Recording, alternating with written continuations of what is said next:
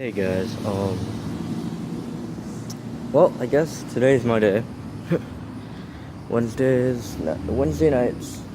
I know it's not nighttime yet, but I'm posting anyways just to get it over with because I have work to do tonight. Basically today's video is just gonna be a little short synopsis of the last 3 years. Because you see this amazing church behind me.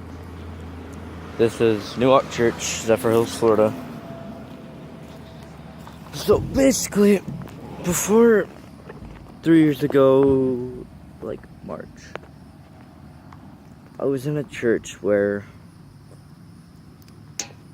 it felt like not everybody appreciated me, and not everybody appreciated what I was into and what I did and what I did for the church.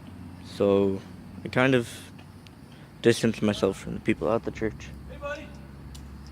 And just inside.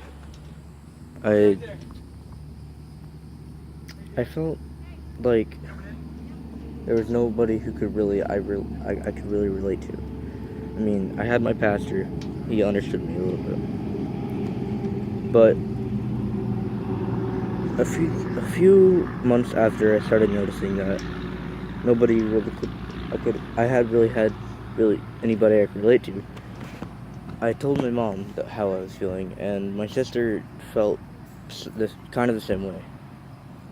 Because these people had been picking on my sister for almost the whole time we've been there. Nobody understood her, just like me. So we moved to, my mom has a friend, and she went to this church in Dade City called Newark. Because at the time, Newark had 3 campuses, one in Holiday, one in Dade City, and one in Zephyr Hills. So I went to this amazing church in Dade City called Newark. And it changed my life, honestly. At the time, there was a pastor named Brent that we had, and his viewpoint on Christianity and his viewpoint on the whole, just the whole religious side of Christianity and the whole, his approach to church it changed my whole viewpoint. Because there for a while, after I felt like I really couldn't relate to anybody at my other church, I didn't really feel like going to church anymore. I didn't really feel like God was on my side anymore. And once I got the new walk, Brent really changed my mind about that. And his family was amazing. His family helped me through a lot. He helped me through a lot. He was my group leader for a lot of the church events that we had. And he really helped me. So flash forward maybe a year,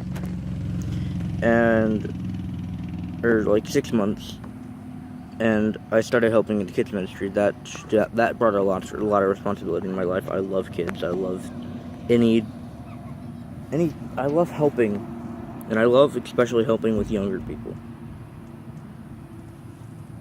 And then flash forward a couple more months, and Dade City had to be shut down because Newark didn't have enough funds. Honestly, it hurt, but I knew that we'd stay with Newark even though it was going to be a longer drive to Zephyr Hills. So now, flash forward a couple months, and we have a new pastor, David Rodeville. Brent had to leave, or didn't have to leave, but he wanted to leave and start his own. He felt called to start his own church, Kairos Ministries. So this whole time this past year, before David Rodeville came, I've been coming to Amped, and I met amazing people. And my main topic here is going to be one person that's on our channel. Her name is Shelby McGowan, better known as Maddie. But this girl, I think it was the 3rd time I came to Amp. this girl Brinkley came up to me and was like, "Hey." So I wasn't really social at the time, so I didn't know what to say. So I was just like, "Hi," and she didn't force me, but she coerced me to get into a group of friends with a lot of people, like 10 people, and that was the highest amount of friends I had at the time, and all of them just welcomed me into the group. And this one girl in particular stood out to me because she was different from the rest. She was like shy and nerdy and not very outgoing like me. And I don't want to quite say that I fell in love with her, but I liked her a lot. Like, a lot. And we dated for a few months, and I really messed that up. Because at one point in our relationship, there was this person, I'm not going to mention their name, there was this person that came along and tricked me into doing things and absolutely ruined my relationship with Maddie. So a few months passed after me and Maddie we stopped talking for a few months, and then we kind of, I guess, recouped with each other and became really, really good friends. And even though we've had our fights, even though I've done things that, hell, a lot of people probably shouldn't forgive, she's been there with me through all of it. And I'm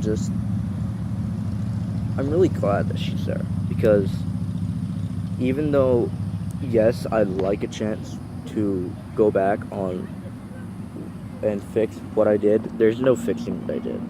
I know that.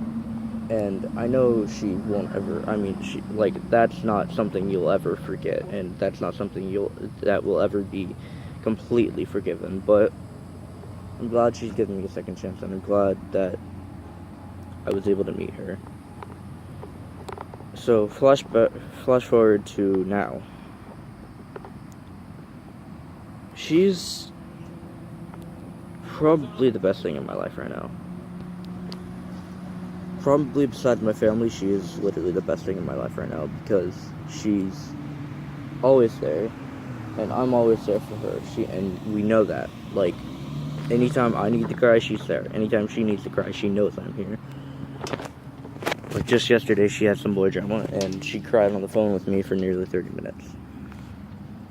And honestly, I wouldn't be alive without her. If it weren't for her, I wouldn't be alive right now. And I'm not even exaggerating. Like, I've been on the verge of hurting/killing myself for a while now, and it's like every time I need to talk, or every time that I feel down, she's there to lift me back up. And yeah, so that's Maddie. I don't have much time left because I don't have an SD card, so I guess I'll leave it off here for today. Bye, guys.